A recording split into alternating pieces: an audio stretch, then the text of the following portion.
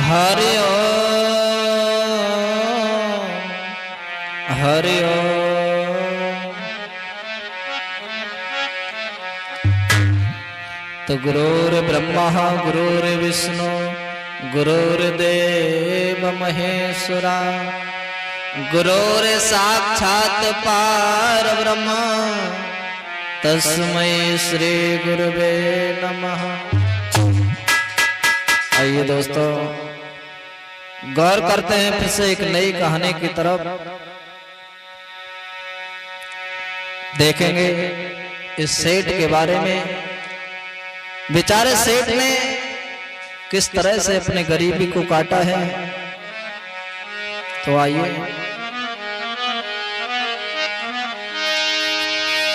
आरे किसी शहर के बीच सुना एक रहे सेठ सदाचारी।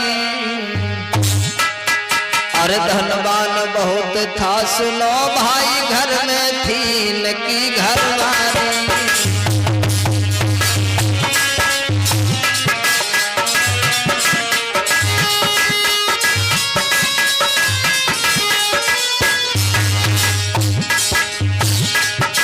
महाराज से एक गांव में रहते थे। बेचारे बड़े अपने समय को काट रहे हैं। इनके घर में इनकी रानी थी। और किसी शहर के बीच सुनो एक रहे सेठ सदाचारी। धनवान बहुत थे सुनो भाई इनके घर में थी घरवाली।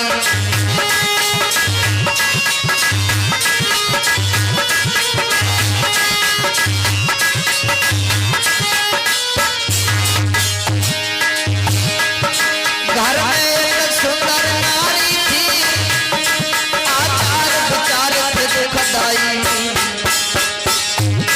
जिनवर भगवान का भजन करे घर में संतान न हो पाई।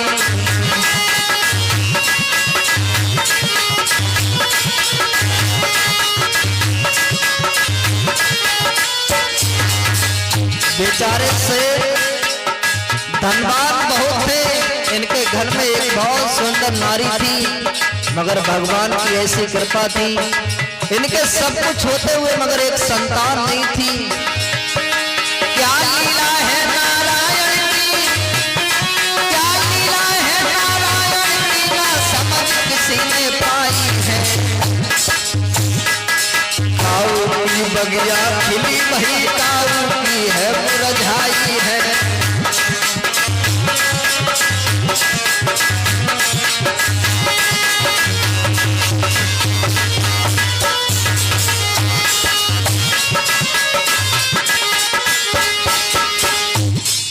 महाराज से भगवान का भजन करते हैं। इनके घर में एक बहुत सुंदर नारी है मगर भगवान की कुछ ऐसी मेहर थी सब कुछ होते हुए इनके घर में एक संतान नहीं थी।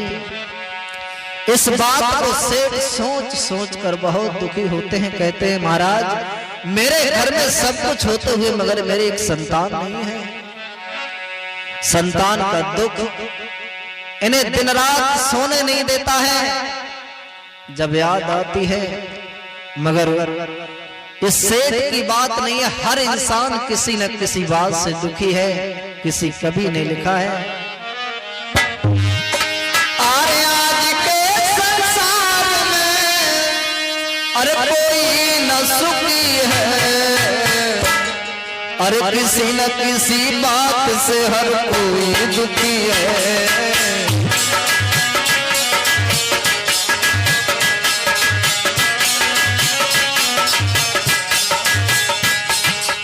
आज के संसार में हर इंसान किसी न किसी बात से दुखी है। अरे आज के संसार में कोई न सुखी है। और किसी न किसी बात से हर कोई दुखी है।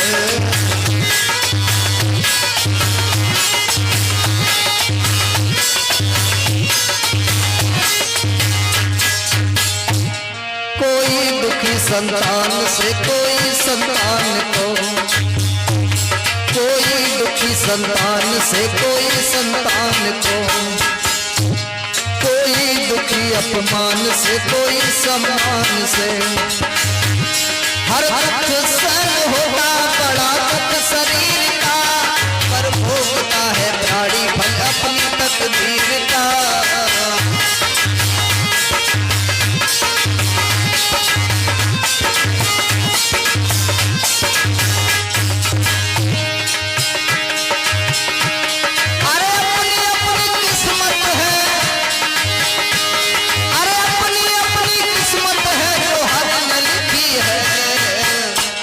अरे किसी न किसी बात से हर कोई दुखी है।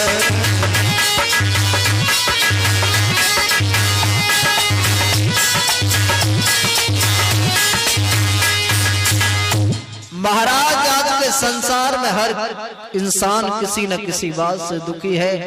सेठ के घर में धनमाल होते हुए किसी बात से दुखी नहीं है, मगर एक संतान से इतना दुखी है, सोचते हैं मेरे घर में कोई संतान नहीं है।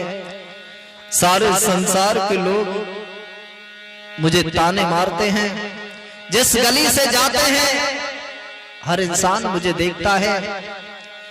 महाराज अपनी रानी के पास आए हैं और रानी से कहते हैं, प्रिय मेरे संतान नहीं है, इस बात का मुझे दुख है कि मुझ पर चौथापन आ चुका है। और कहते हैं, रानी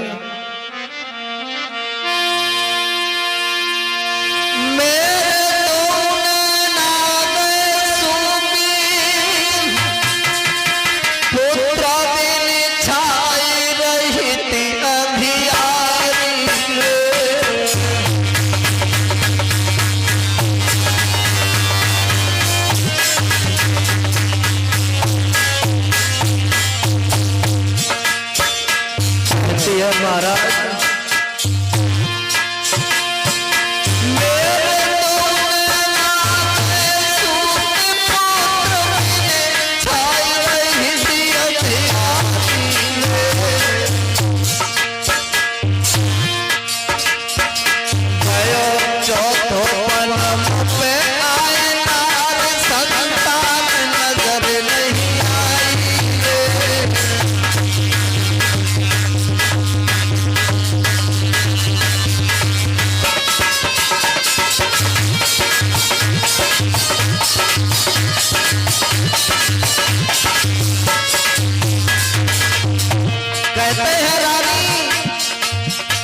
मुझ पर चौथा बना चुका है, मेरे कोई संतान नहीं है।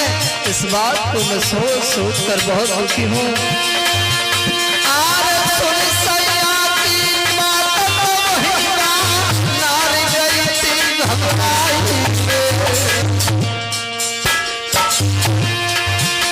अरे कहाँ पर हम कितना तो जावे कि न को जाए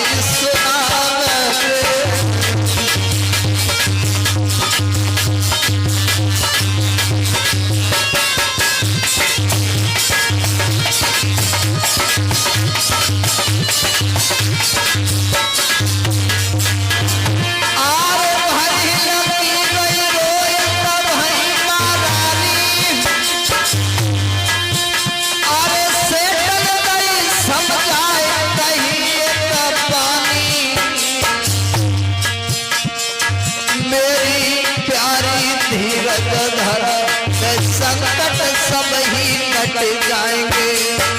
मेरी प्यारी धीरज धरा, संकट सब रे कट जाएंगे।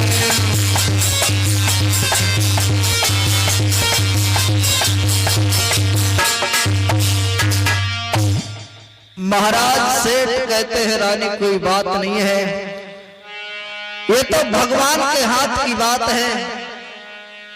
क्योंकि संसार में हर इंसान किसी न किसी बात से दुखी है। मैंने तुमसे केवल कहा है। रानी कहती है, महाराज मेरे कर्म की बात नहीं है, मैं तुम्हें संतान कहां से लाऊं? अरे ये तो भगवान के हाथ की बात है। इतना बात सुनकर सेठ तो चला जाता है। इधर रानी बैठी बैठी महाराज आंगन में सोचती है और कहने लगी, महाराज। रानी तब कहने लगी, कहा कहूं मैं दिल की बात, जाने लिखी का करम में मेरे भाई न कोई संतान। कहती है, महाराज मेरे कोई संतान नहीं है। मैं जानती हूं कि तुम्हारे लिए बहुत दुख है, मगर क्या करूं, होने की बात है। इधर महाराज रानी अपने मन में सोचती है, इधर सेठ भी सोचते हैं। गली में से जा रहे थे और मन में सोचते हैं, अरे मन ही मन पे सोचने लगे, अरे मन ही मन पे सोचने लगे, इस जग में जीना व्यर्थ मेरा।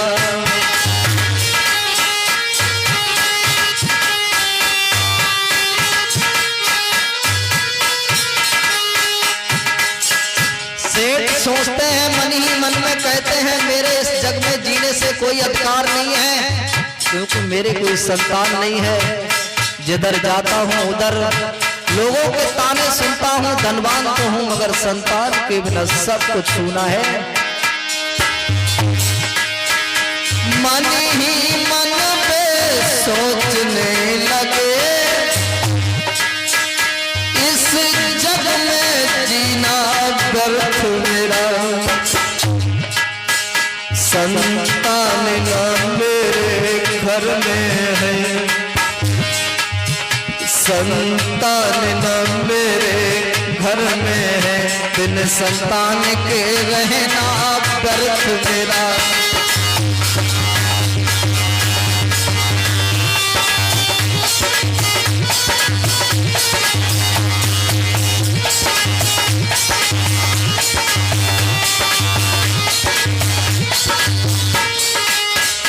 महाराज सेठ गली से गुजर रहे हैं, सोचते जा रहे हैं, तब तक देखा है कि आपस में कुछ लड़कियां बातें कर रही हैं। देखिए भाई सेठ है, इनके सब कुछ होते हुए मगर ये निर्वंशी है। इतनी बात सुनिए, अब तो सेठ को बहुत चिंता सी महसूस हुई। वापस लौट दिए और सोचने लगे, अब मैं मर जाऊंगा। वापस में कहां लौटने लगे, मरने की ठानी है मन में।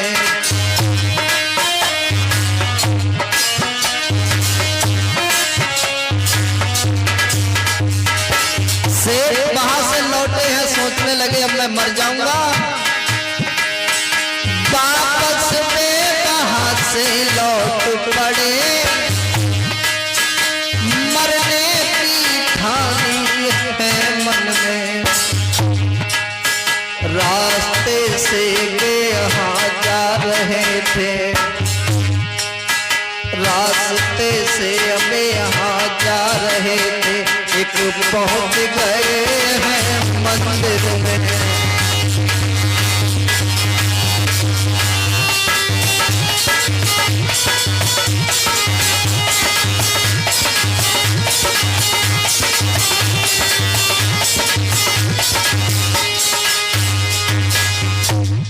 सेठ वहां से चले हैं, सोचते जा रहे हैं, मेरे संतान के बिना इस जग में रहना अधूरा है।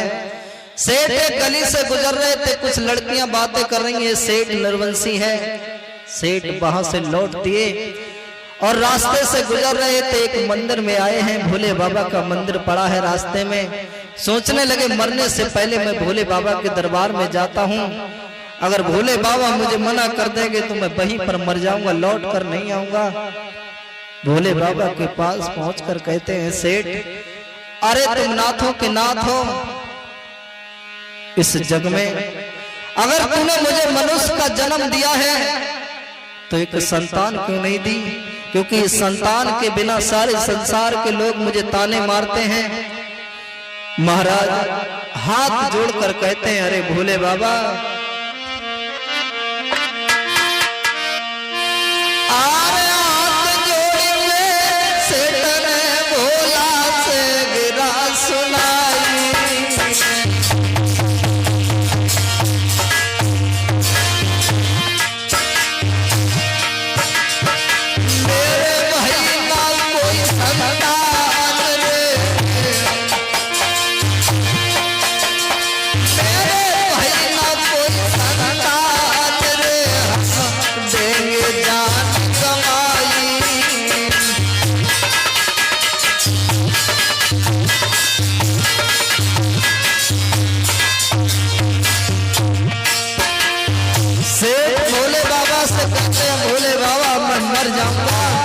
मेरे एक संतान नहीं है।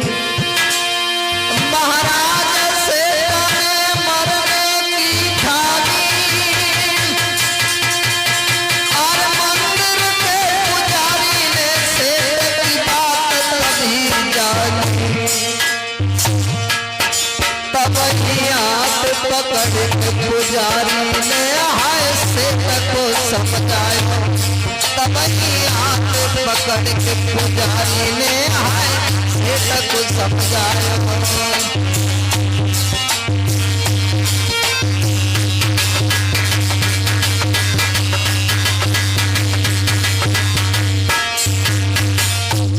महाराज सेठ मरने के लिए मंदिर में पहुंच गए और कहने लगे भोले बाबा मैं मर जाऊंगा। जिस समय सेठ ने मरने के लिए आगे बढ़े हैं तो एकदम से पुजारी ने देखा है, सेठ को पकड़ लिया और कहा ये तुम क्या कर रहे हो।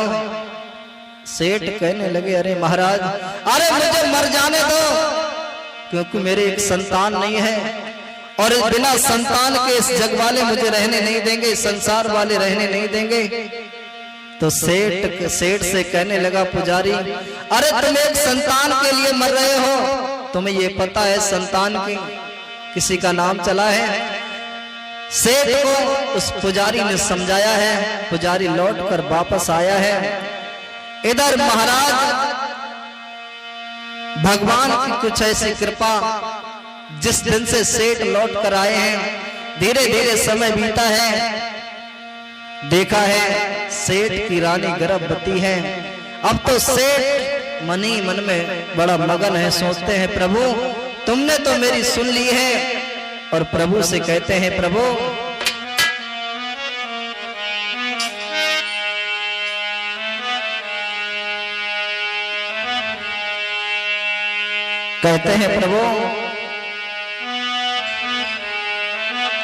अरे सेठ जी मगन दिल भारी है। सेठ जी मगन दिल भारी है। पल पल पे मुस्कुराते हैं।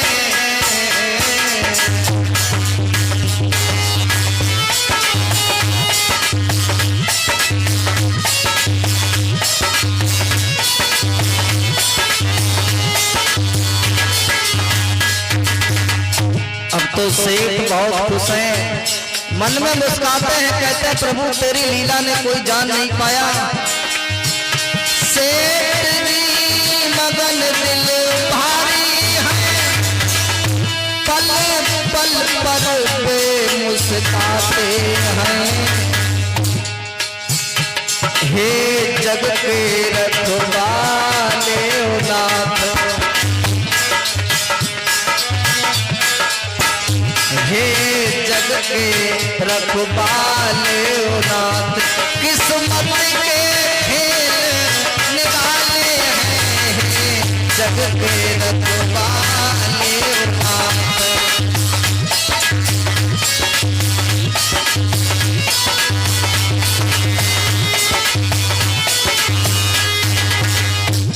महाराज सेठ अब तो बहुत मगन है, सोचते हैं प्रभु तेरी लीला परंपार है। महाराज सेठ तो बड़ा खुश हैं, मगर धीरे धीरे समय बीता है। समय बीतने के बाद सेठ की रानी से गर्भ से एक बहुत सुंदर कन्या ने जन्म लिया है। अब तो सेठ सोचते हैं कोई बात नहीं, मेरे पुत्र नहीं हुआ तो पुत्री हो गई। महाराज इधर जब कन्या ने जन्म लिया, मगर भगवान की कुछ ऐसी महिमा थी,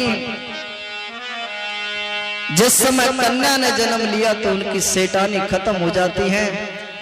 इधर जब सेठानी खत्म हुई है, अब तो सेठ बहुत दुखी हो गए, कहने लगे भगवान जब तूने मुझे संतान दी तो मेरी घरवाली छीन ली, मेरी नानी छीन ली, अब मैं क्या करूं।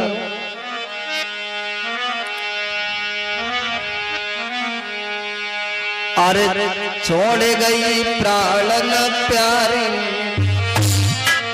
अरे छोड़ गई प्राणन प्यारी, दिल में बंद नहीं जाते तीर।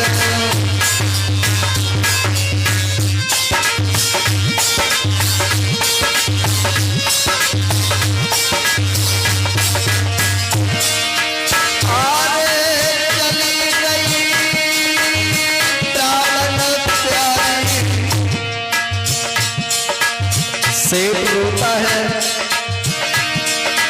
आरे छोड़ गई प्राणन प्यारी, दिल में बंधा नहीं जाके धीरा।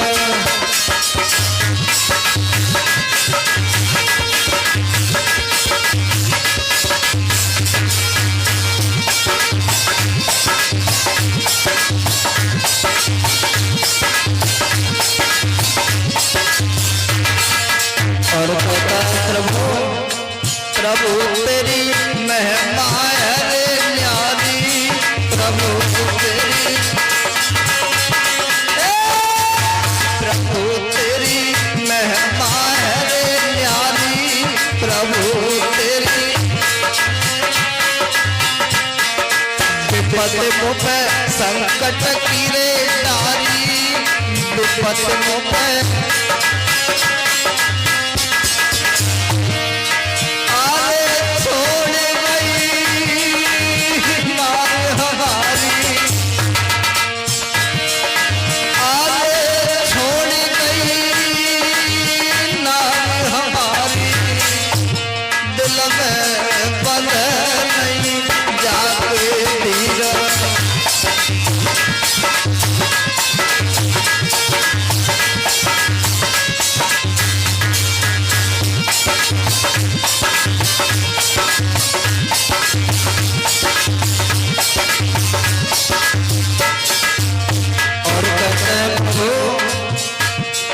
विपद मुँह पे करता रे डारी, विपद मुँह पे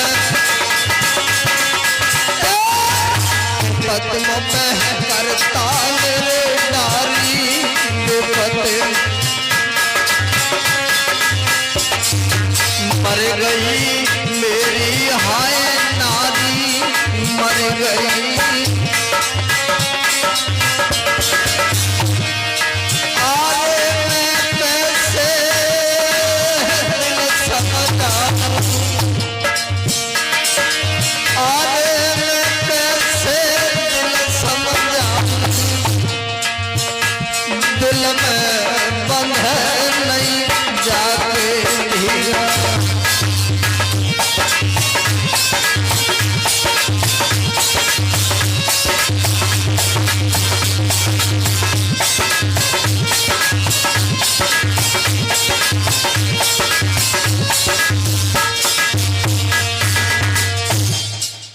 महाराज इधर जिस समय कन्या ने जन्म लिया है, कन्या के जन्म लेते ही महाराज सेठ की नारी खत्म हो जाती है।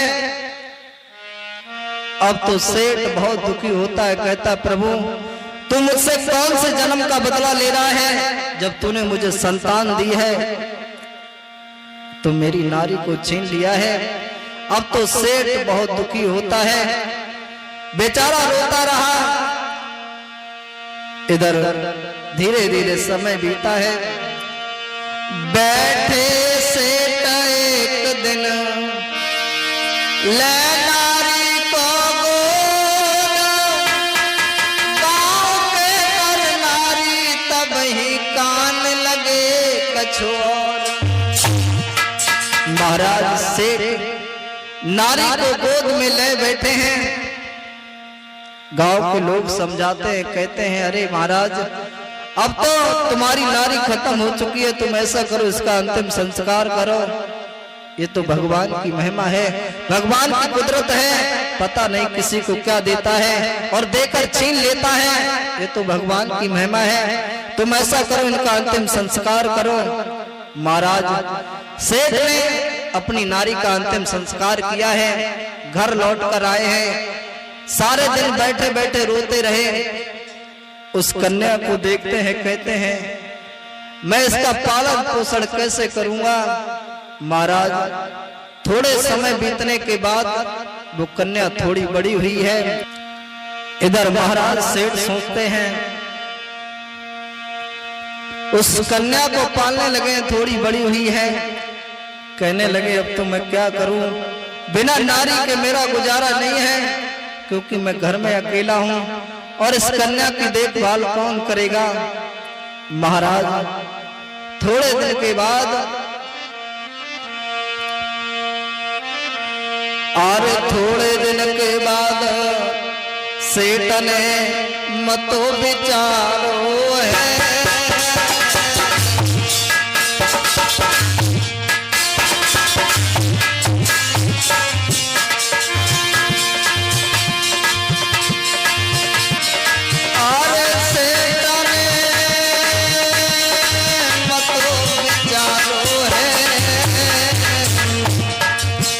अरे बिना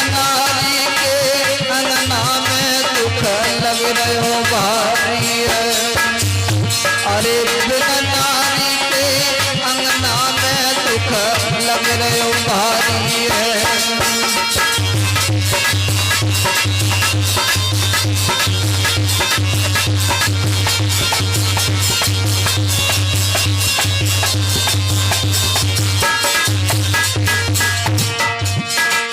सेठ ने तेरी नायकी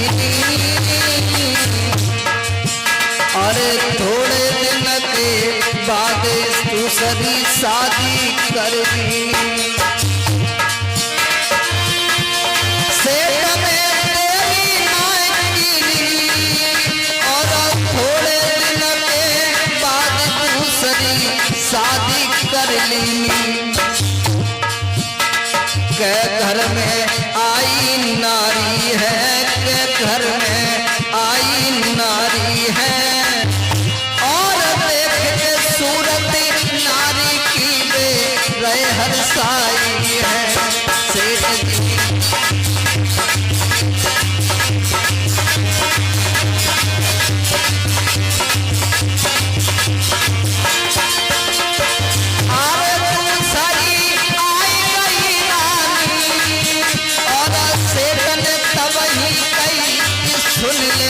मेरी अरे पानी के घर में मेरी बिटिया है, के घर में मेरी बिटिया है।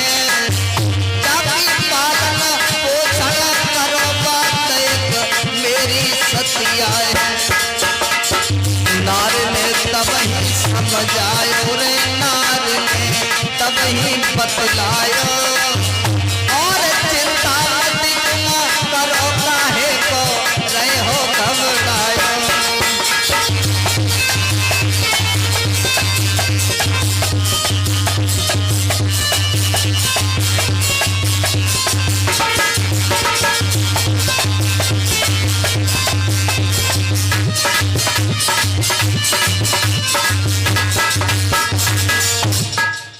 महाराज सेठ ने कहा है जब दूसरी विवाह करके लाए हैं, दूसरी नारी आई है, उस रानी की सूरत देखकर सेठ बड़ा खुशी हैं और कहने लगे महारानी जो मेरी बिटिया है तुम्हें इसकी देखभाल करनी है। तो नारी कहती है आप चिंता मत करो, जैसी तुम्हारी पुत्री है वैसी मेरी है, मैं इसे अपनी पुत्री के समान पालूंगी, इसे मां का प्यार दूंगी। महाराज धीरे धीरे समय बीतने के बाद समय बीता है, उस नारी के साथ सेठ हंसी खुशी के साथ अपना समय गुजार रहे हैं। इधर समय बीतने के बाद अरे नारी के गर्भ से बेटा जन्मे तीने, अरे सेठ मगन दिल बहुत है सुख भयो बड़ो बेही। महाराज उस नारी के गर्भ से बेटा 3 जन्मे हैं। अब तो सेठ बहुत खुश है, सोचने लगे मेरे घर में अब तो मेरे पुत्रों की कमी नहीं है, मेरी एक कन्या है, मेरा हंसी खुशी सब परिवार है। मगर इधर धीरे धीरे तीनों पुत्र बड़े हुए हैं, मगर जो उनकी पुत्री थी सेठ का सबसे छोटा बेटा था। बड़े हंसी खुशी के साथ बहन भाई का प्यार है, दोनों आपस में खेलते हैं। मगर सेठानी उस बेटी को देखती है और सेठ को देखती है तो सोचने लगी ये सेठ के साथ मेरी शादी तो हुई है, मगर मेरे सेठ के साथ मेरे भाग फूट गए हैं। और नारी कहती है, अरे नारी मन में करे विचार, हाय मन के न मिले भरता।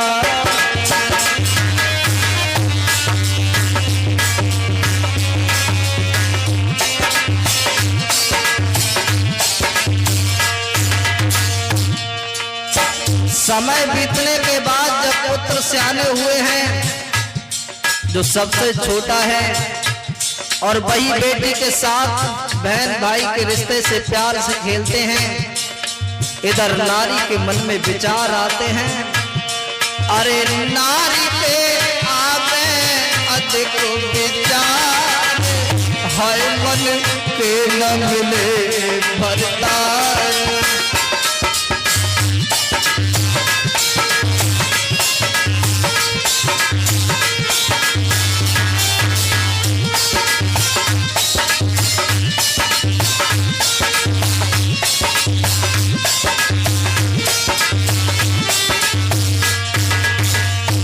और कहती है, अरे महाराज मेरे पति बूढ़े हैं और मैं जवान हूं, अरे मैं जानी में भरपूर हूँ, मैं जानी पति को मेरे घटोर है, पति को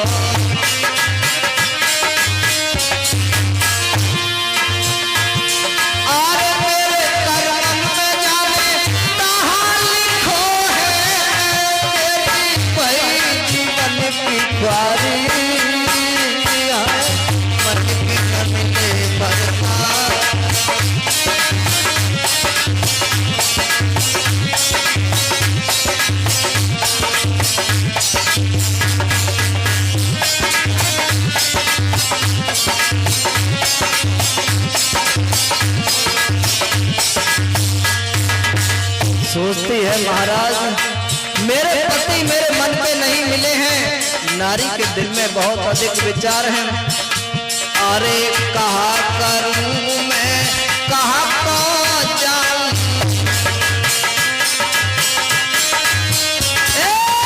कहा करूं मैं कहा पहुंच जाऊं,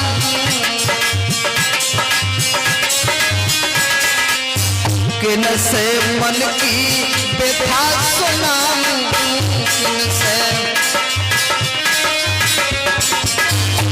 आरे किन को मन की मैं बात बताऊं, मैं सब बद गई मारी, मन के न मिले भरता।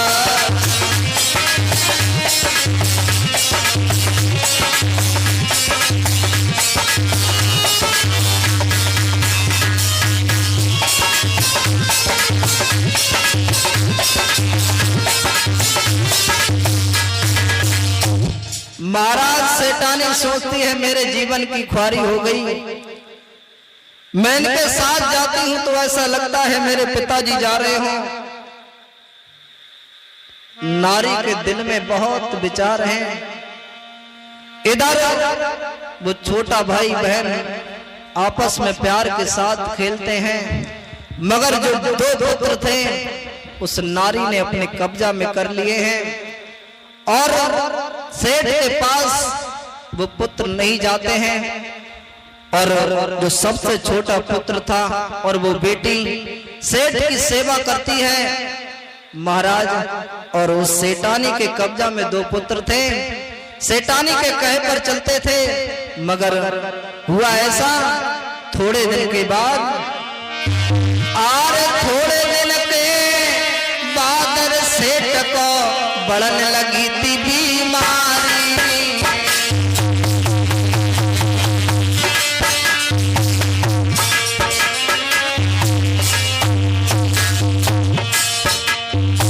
महाराज सेठ को धीरे धीरे बीमारी ने घेरा है। अब तो सेठानी सेठ से दूर दूर भागती है, सेठ की कोई बात नहीं सुनती है।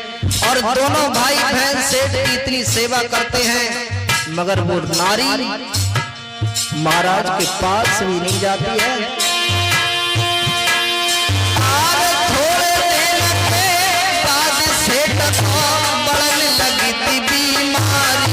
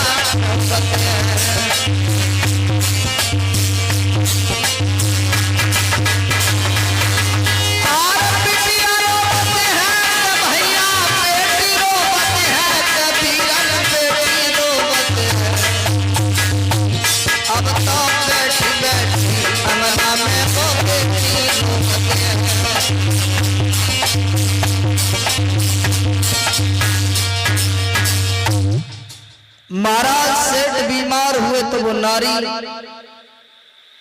जो महाराज सेठ दूसरी शादी कर कर लाए, वो नारी सेठ के पास नहीं जाती है और सेठ से दूर दूर भागती है, मगर वो बेटी और छोटा पुत्र सेठ की बहुत सेवा करते हैं। महाराज सेठ को बीमार देखने के बाद वो बेटी सेवा करती है, इधर नारी सोचती है ये सेठ जल्दी मर जाए तो मैं हो सकती हूं, अपने मन का काम कर सकती हूं। सेठ धीरे धीरे वो बेटी और भाई बहन आपस में सेवा करते हैं, मगर उसने सोचा है, उस नारी ने सोचा है अगर इस तरह से सेठ की सेवा करते रहे तो सेठ जल्दी मरेंगे नहीं। महाराज एक दिन उस सेठानी ने उस बेटी को और उस बेटा को बुलाया है। बेब सेठ के पास में, अरे बे सेठ के पास में पहुंच गए और डाइन ने गिरा सुना है।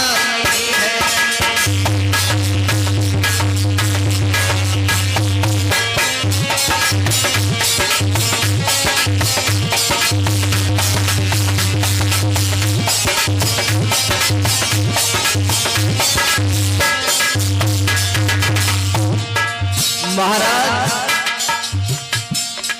वो छोटा पुत्र और बेटी जब सेठ के पास पहुंचते हैं, उस सेठानी ने पास में बुलाया है और कहा है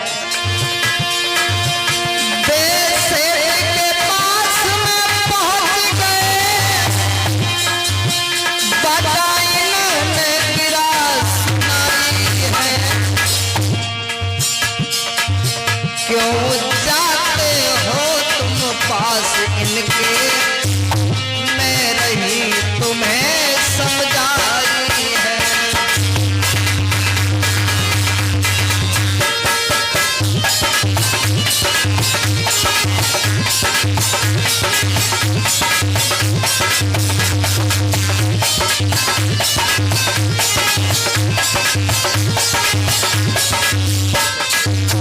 और कहती है तुम इस सेठ के पास क्यों जाते हो? अरे ये जल्दी मर जाए, मेरा किस्सा खत्म हो। अगर वो बेटी और वो बेटा नहीं मानते हैं तो वो डायन उन्हें मारती है। दिन भर के काम करें और मार भी उसी की खाते हैं।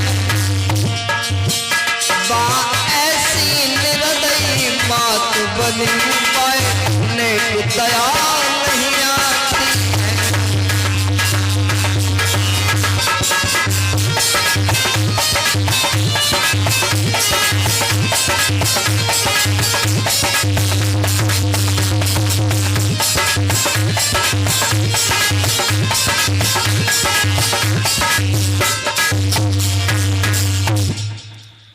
महाराज से नेक दया भी नहीं आती है, उस बेटी को उस बेटा को रोकती है, नहीं मानते हैं तो उसे मारती है, दिन भर घर का काम कराती है।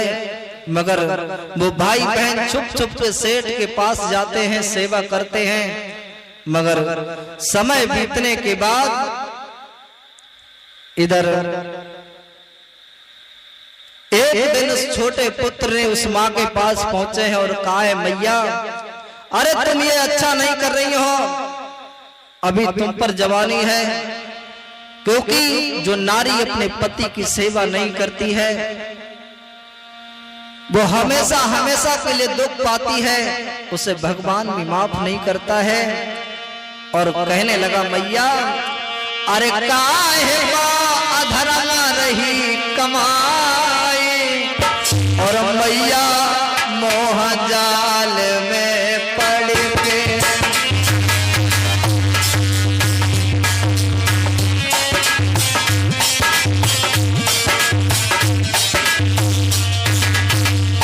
वो छोटा पुत्र कहता है, भैया तू ये अच्छा नहीं कर रही है, क्योंकि तेरे जीवन की घड़ियां अभी सुख में गुजर रही हैं। अरे काहे अधर्म रही कमाए मैया मोह जाल में पड़ के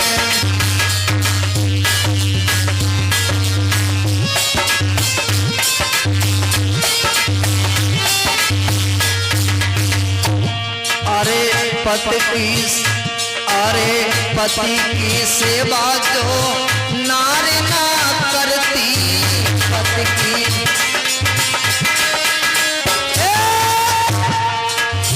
पति की सेवा जो नारी ना करती, पति की अरे 7 जन्म तक हाय भटकती, 7 अरे मैया घोर नरक में जाए, मैया मोह जाल में पड़े।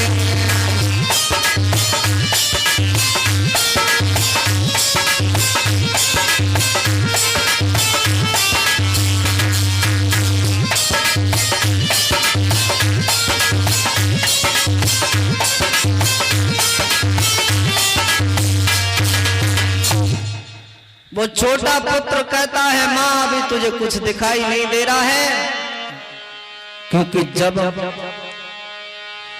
तेरे ऊपर से ये मोह का पर्दा हटेगा तब तुझे याद आएगा, क्योंकि तुझे अभी तेरा पति दुखदाई लग रहा है। मैं तुझे समझा रहा हूं, अभी कुछ नहीं बिगड़ा है।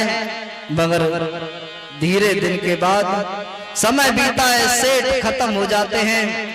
अब तो सेठ जब खत्म हुए हैं, थोड़े दिन के बाद सेठ और भैया स्वर्ग सिधारे, बेटा रोवे बेटी रोवे जग नैन से बहे पनारे।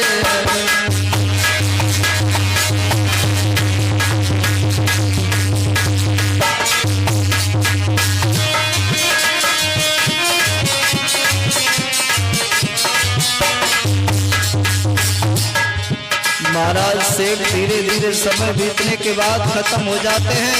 अब तो वो भाई बहन आपस में बहुत रोते हैं। और थोड़े दिन के बाद सुनो, अरे सेठ जी स्वर्ग सिधारे, बेटा रोवे बेटी रोवे नैनन से बहे पनारे।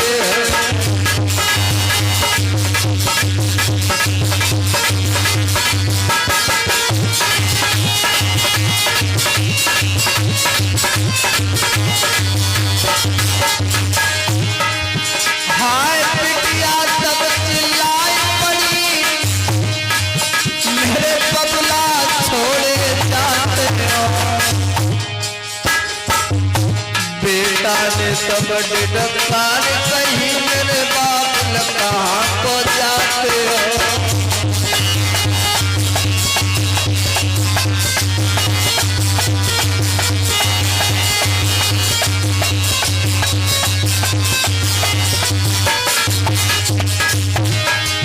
पारा होना हर को पैया के पीछा श्री भगवान। अरे दोनों रोए रहे थे अंगना में, अरे मुँह पे कहकर कहीं नहीं जाए।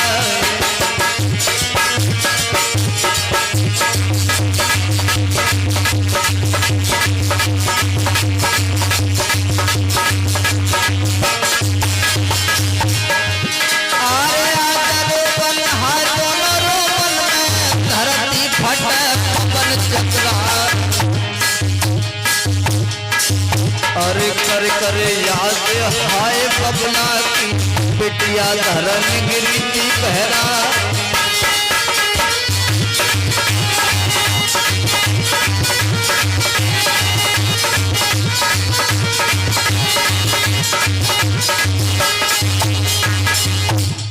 इधर सेठ जब खत्म हो जाते हैं वो दोनों बहन भाई रो रहे हैं।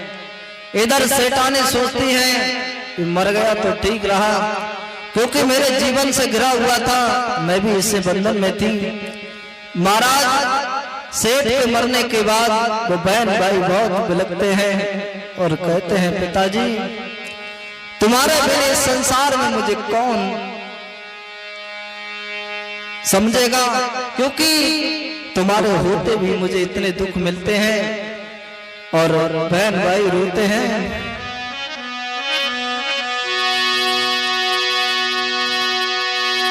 आरे भारी हिलती गए रोए कहीं दुख होए पिताजी मोको, तुम गए काहे को छोड़ रे हाय हम तुम दोनों को।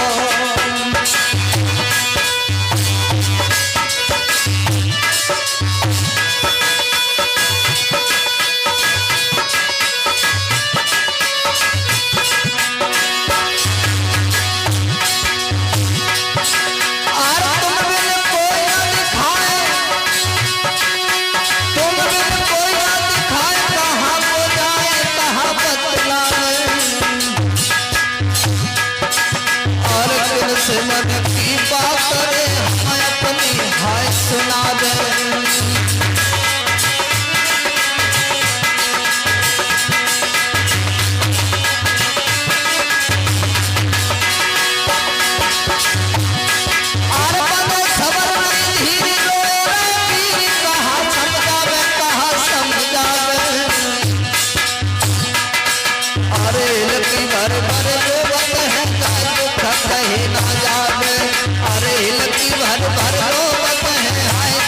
कहे ना जाने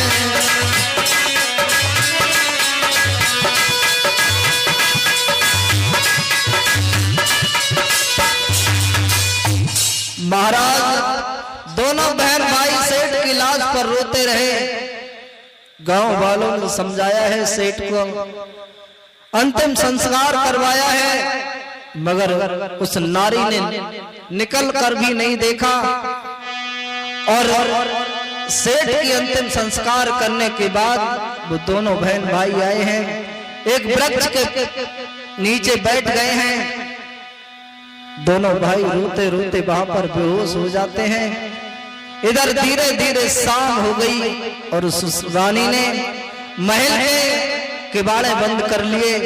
इधर जब बहन भाई शाम को होश आया है, उठकर चले हैं, देखा है किवाड़े बंद हैं। आवाज लगाई है मगर उस रानी ने कोई जवाब नहीं दिया है। अब तो बड़े दुखी हैं। सुबह हुआ है। इधर अब तो वो रानी उन दोनों से और ज्यादा काम कराती है। सेठ की याद में वो बेटी रोती है, मगर इधर जो उनके दो पुत्र थे उस सेठानी के, भगवान की कुछ ऐसी महिमा थी। दोनों बेटा शराब पीने लगे, जितना धन माल था सभी लुटाने लगे, इधर उधर खर्च करने लगे। अब तो शैतानी सोचती है अगर इसी तरह ये धन को खर्च करते रहे तो मेरा तो घर बर्बाद हो जाएगा और मेरे घर में अब कोई कमाने वाला भी नहीं है। शैतानी ने उन दोनों को बाहर भेज दिया और कहा जाओ बाहर मजदूरी करो। इधर वो बहन भाई शैतानी के पास रहते हैं, बेचारे दुख मुसीबत उठाते हैं। इधर दोनों भाई बाहर मजदूरी करते हैं मगर मजदूरी तो नहीं मिली है। वहां पर कुछ दिन टिके हैं तो कर्जा लेकर खाने लगे हैं। इधर हुआ क्या, अरे सोनार कहानी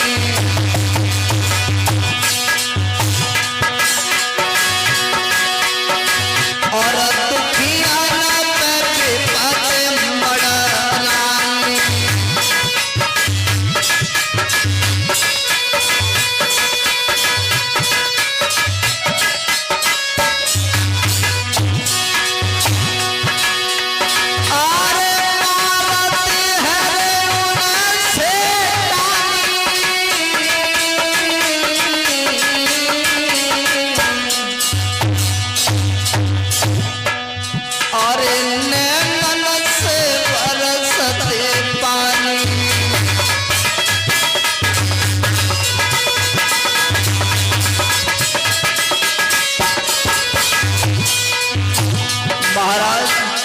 उससे जाने उस बहन भाई को इतना मारती है, दिन भर काम कराती है।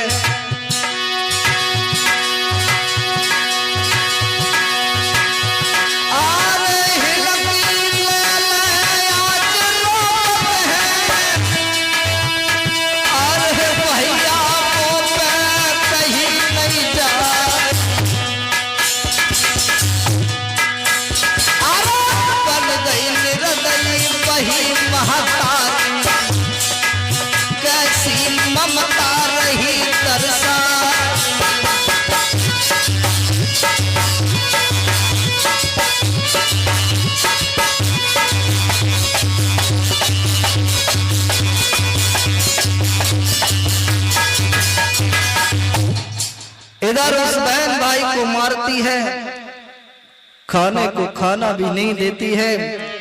मगर वो बेटी कहती है अरे माँ तुम मुझ पर क्यों इतने जुल्म ढा रही हो, क्योंकि मैं एक सौतेली हूँ। सौतेली समझकर मुझ पर इतना दुख क्यों सितम ढा रही हो। और भगवान से विनती करती है प्रभु तूने मुझे ऐसे घर में क्यों जन्म दिया जहाँ न ममता है न प्यार है, मैं क्या करूं। और भगवान से विनती करती है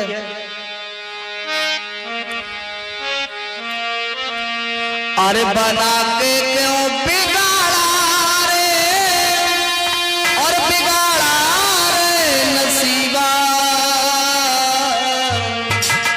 अरे ऊपर वाले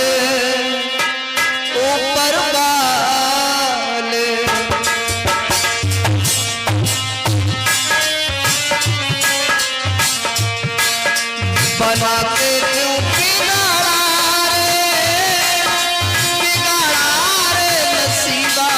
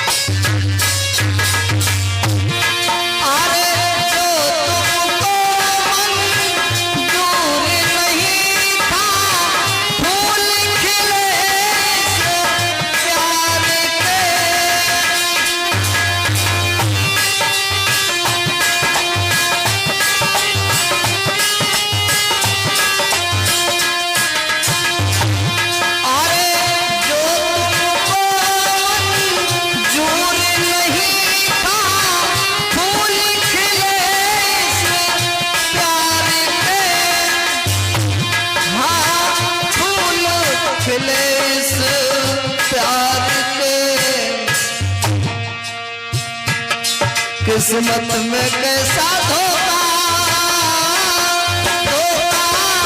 दिया है ऊपर वाले ऊपर वाले ऊपर वाले ऊपर वाले ऊपर वाले ऊपर वाले ऊपर वाले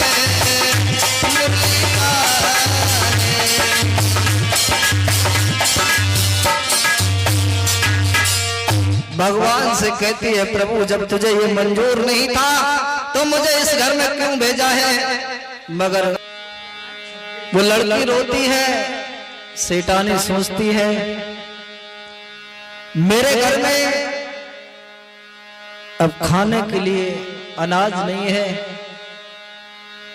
उसने क्या किया है, उन दोनों को अलग कर दिया है और दोनों गांव के बाहर एक झोपड़ी डालकर रहने लगे।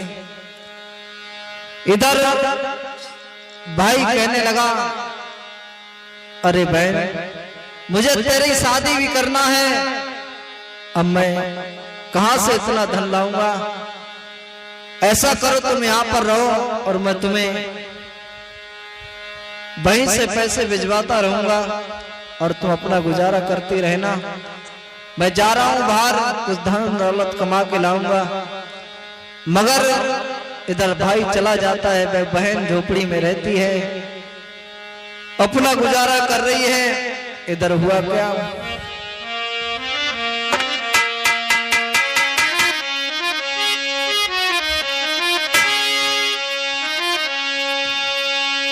आर का छोड़े ना भैया बीत गए रे मेरे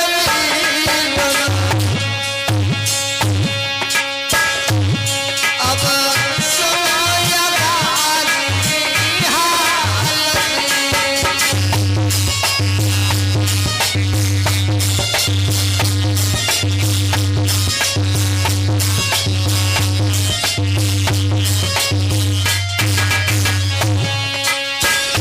धीरे धीरे समय बीता है।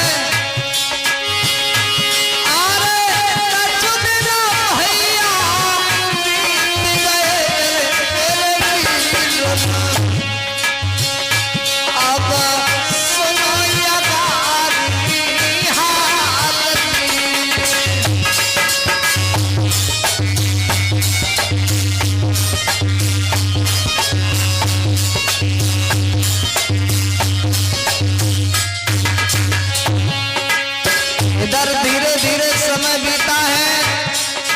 वो भाई मजदूरी करने के लिए चला जाता है। इधर वही शैतानी के दोनों पुत्र बाहर कर्जा ले लेकर खा रहे हैं। कर्जा वालों ने जब अपना कर्जा मांगा है, अरे दोनों तब वहां से भागे मेरे भैया, कोई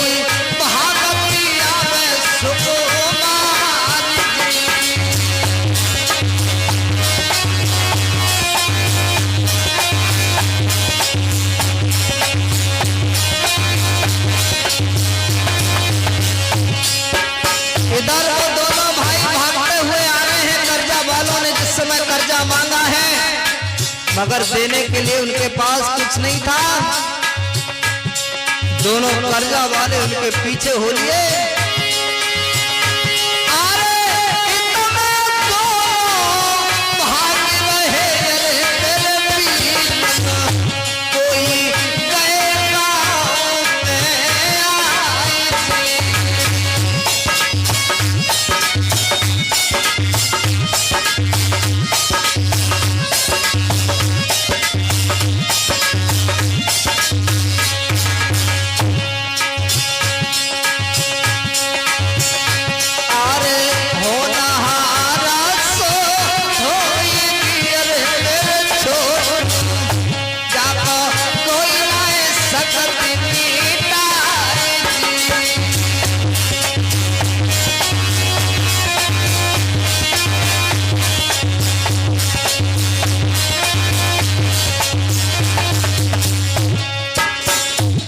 इधर दोनों वहां से भाग खड़े हुए। जब कर्जा वालों ने अपना कर्जा मांगा है तो भाई सेठानी के पुत्र वहां से भागे हैं। सोचने लगे मेरे पास कुछ देने के लिए नहीं है। जब भागे हैं इधर कर्जा वाले भी पीछे पीछे भाग खड़े हुए, धीरे धीरे भागते हुए जब अपने गांव में आए हैं,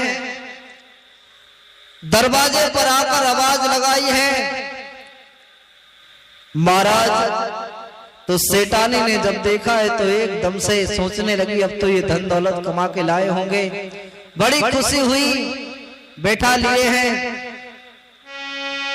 खाना पानी खिलाया है और पूछा है बेटा जिस कारण से तुम गए थे क्या धन दौलत लेकर आए हो? तो दोनों तब कहने लगे मेरी सुनो लगाएंगे ध्यान, और हम दौलत लाए नहीं और कर्जा करो उधार।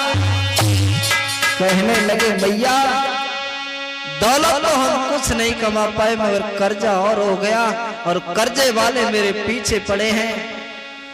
सेठानी ने कहा है तुमने ये बहुत गलत किया है। फिर मन में विचार आया अगर होता है कर्जे वाले द्वारे पर आएंगे, होगा देखा जाएगा। अरे तुम आराम से यहाँ रहो।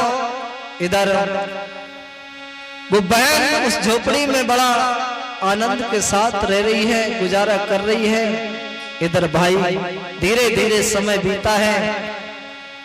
धन दौलत को कमाने के बाद वहां से लौटा है, सोचने लगा मैं जाता हूं अपनी बहन की शादी करूंगा। इधर वो कर्जे वाले पता लगाते लगाते थोड़े समय के बाद उनके दरवाजे पर आए हैं। दरवाजे पर देखा है भाई झोपड़ी के पास आए हैं। उन्होंने सारी बात बताई है और जब उन्होंने उस लड़की की सूरत देखी है, वो लड़की अरे थी वो चंद्र बदन उजियारी।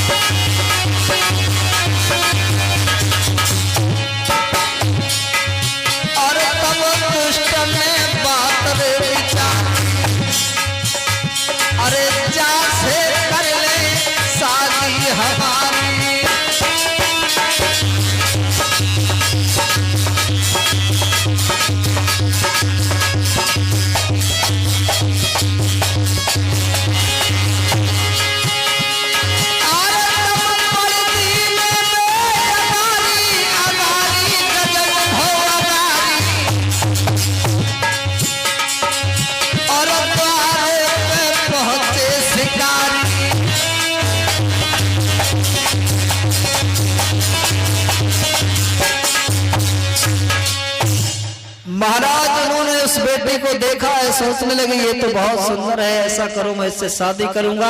पहले उन कर्जा वालों से कर्जा लेकर आऊंगा। सेठ के दरवाजे पर आवाज लगाई है और कहने लगे अरे तुम कहाँ हो? जब आवाज लगाई है दोनों समझ गए मेरे द्वारे पर आ गए हैं। दोनों बाहर निकल कर आए हैं। सेठानी साथ में है और कहा है तुम्हारे बेटा हमारा कर्जा लेकर खाते रहे, मैंने जब कर्जा मांगा तो वहां से भाग आए। ऐसा करो मेरा कर्जा मुझे दे दो। सेठानी कहने लगी तुम्हारा दिमाग खराब है, अरे कर्जा भी जब खा लिया तो तुम अपने कर्जा को भूल जाओ। मगर मांग तो कर्जा रहे मगर ध्यान उस बेटी का है। तो उन्होंने कहा है ऐसा करो अगर कर्जा नहीं दे सकते हो तो एक बात मेरी सुनो। अरे जा बिटिया दियो रे गहाई है हम घर अपने ले जाई है।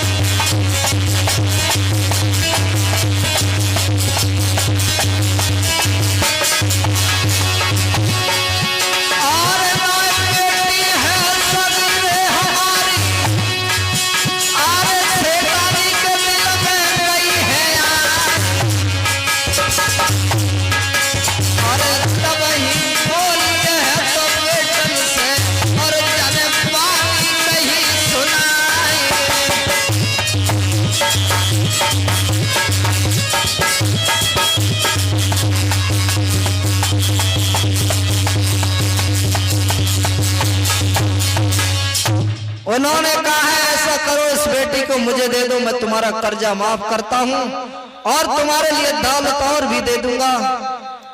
सेठानी के मन में विचार आया, ये मेरी बेटी कहाँ है? अरे ये तो एक सौत की बेटी है, अगर ये चली जाएगी तो मेरा क्या बिगड़ जाएगा। उसने आदेश दे दिया और कहा इसे ले जाओ। मगर जब दुष्ट उसे पकड़ने के लिए आए हैं, एकदम से भागकर झोपड़ी के अंदर गई है, चिल्लाने लगी है, कोई हो तो मुझे बचाओ। मगर उस निर्दयी को नेक भी दया नहीं आई और सेठानी किवाड़ों को बंद कर कर अपने आराम से भीतर चली जाती है। इधर वो बेटी बिलखती है, अपने भैया को याद करती है, कहती है भैया अब तुम्हारे बिन मेरा यहाँ कोई नहीं है, क्योंकि तुम्हारे बिना ये दुष्ट मुझे ले जा रहे हो। और कहने लगे भैया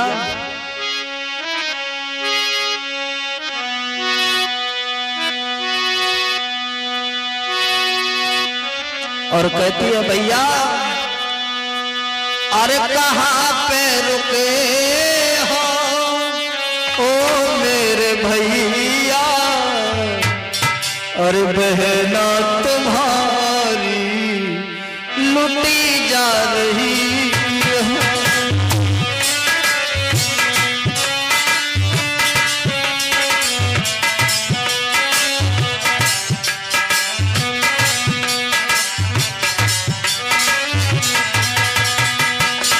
वो बहन अपने उसी भाई को याद करती है, कहती है भैया तुम कहाँ हो, कहाँ जा रुके हो ओ मेरे भैया, बहना तुम्हारी लुटी जा रही है। पापी मुझको, अरे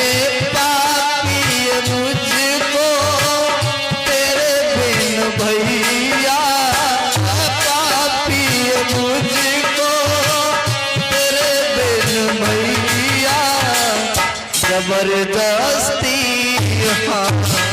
लिए जा रहे हैं।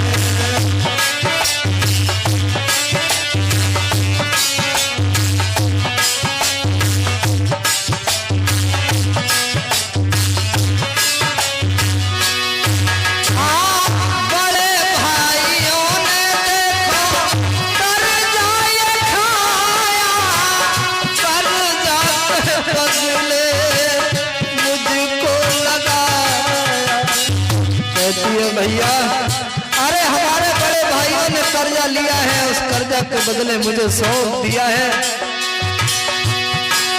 हाँ बड़े भाइयों ने देखो कर्जा ये खाया, कर्जा के बदले मुझे यूं लगाया। जल्दी आजा मेरे कुंवर कन्हैया,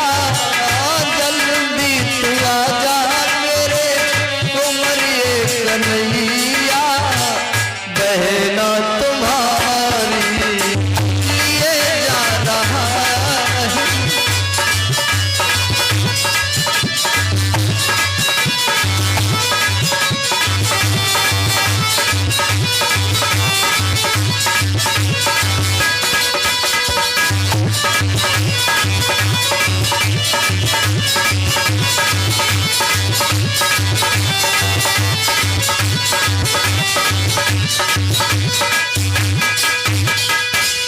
तरह से वो बहन बिलखती है, मगर उसका भाई थोड़ी दूर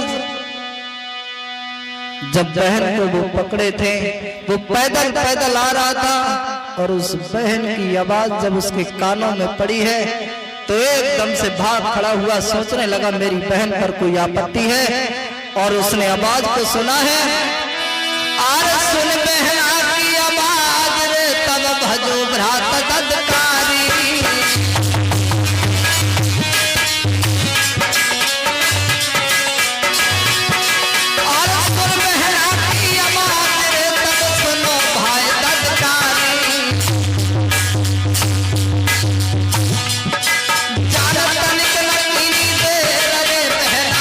लगो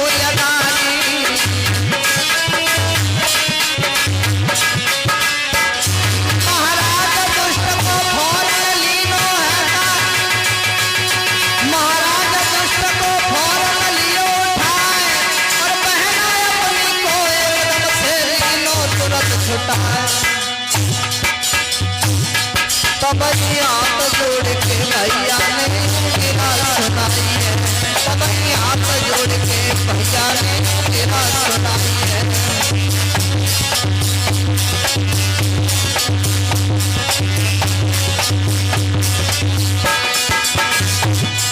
महाराज उसने जब देखा है बहन को एकदम से भागा है, तो एकदम से जाकर कहने लगा, अरे तुम कौन हो, तुम मेरी बहन को कहां लिए जा रहे हो?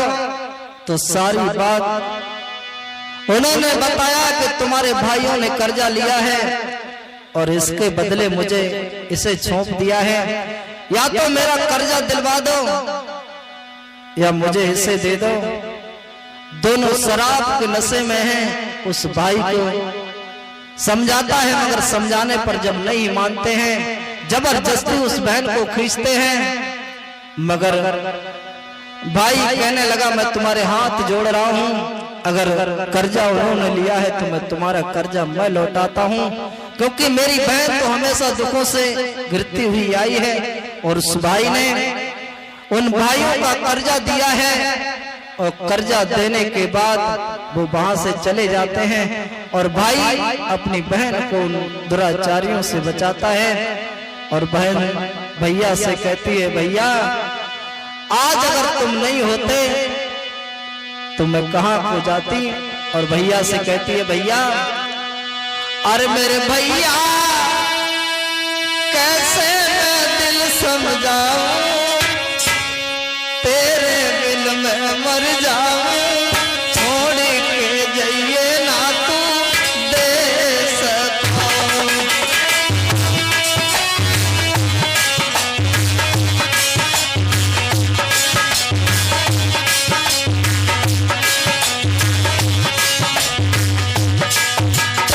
बहन अपने भैया से कहती है, भैया तुम मुझे छोड़कर कभी मत जाना। भैया कैसे मैं दिल समझाऊं, तेरे बिन मैं मर जाऊं, छोड़ के जाइए ना तू दे सताऊं।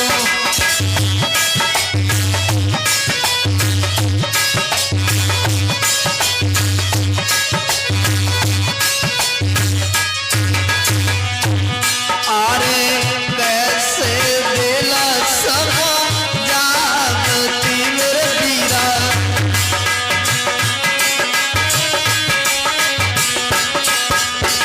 वो बहन कहती है, भैया अगर तू मौका पे नहीं आ जाता, इस समय नहीं आता, तो मैं अपने दिल को कैसे समझाती। कैसे दिला समझाती मेरे वीरा,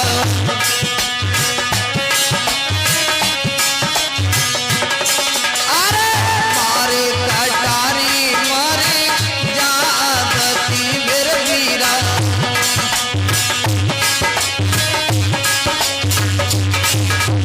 अरे मेरे भैया तो मैं ना ठुकराऊं, हरदम तेरे संग में जाऊं, छोड़े ना जाइए परदेस को।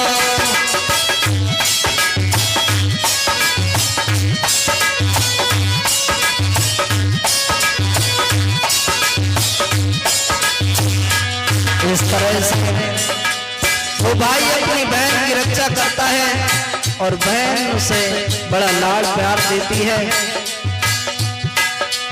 तो हमारे साथ ढोलक पर संगति कर रहे हैं हमारे देवेंद्र भैया और चिमटा बजा रहे हैं अखिलेश भैया।